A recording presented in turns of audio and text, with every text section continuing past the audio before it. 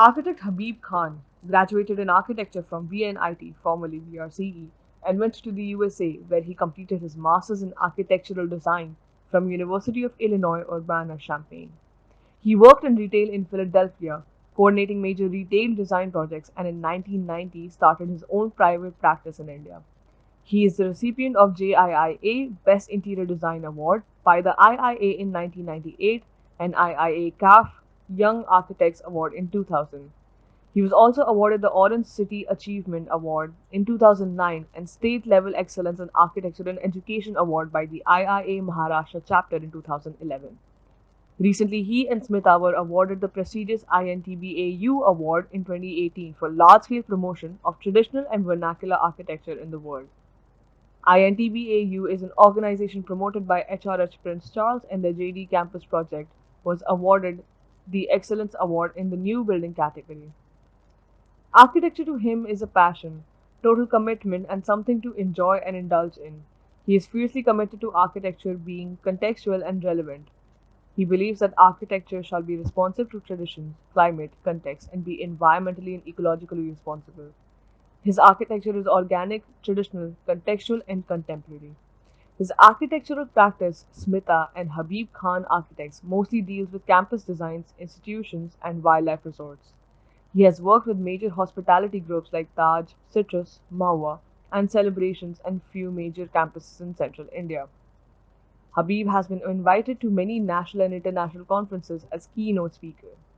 Architect Habeeb Khan is also involved in teaching since the beginning of his career. He has been taking guest lectures and engaging design studios in architectural colleges all over the country, apart from juries and examinations.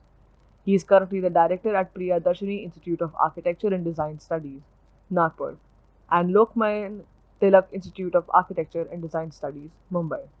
He is currently the president of the Council of Architecture. Namaskar, warm greetings from the Council of Architecture. Council of Architecture is a statutory authority, a regulatory authority formed under the Architects Act 1972 under the Ministry of Education. I bring warm wishes and best wishes for this conference, and I'm very happy that this process-driven conference is being held, and the discussions, I'm sure, will be very meaningful.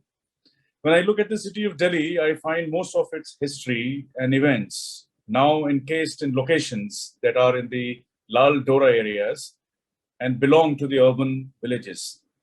Now, if you see the Lal Dora, the red thread, a British concept of delineating Indian aabadi areas so that they could contain them from getting mixed with the developments in a planned manner in city beautification drives and markets that the British has developed in their colonies.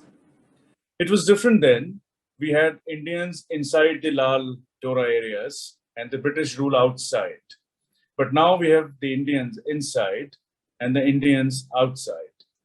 There have been efforts down the time by various development authorities and other bodies to work on these special areas that we know now as urban villages. These discussions have once again been taken up by the Urban Village Charitable Trust, the UVCT, and their knowledge partners, the National Institute for Urban Affairs, Faculty of Architecture, Jamia Millia Islamia, and the SCOPUS-indexed book series, Advances in the 21st Century Human Settlements, published by Springer Nature, Singapore Private Limited.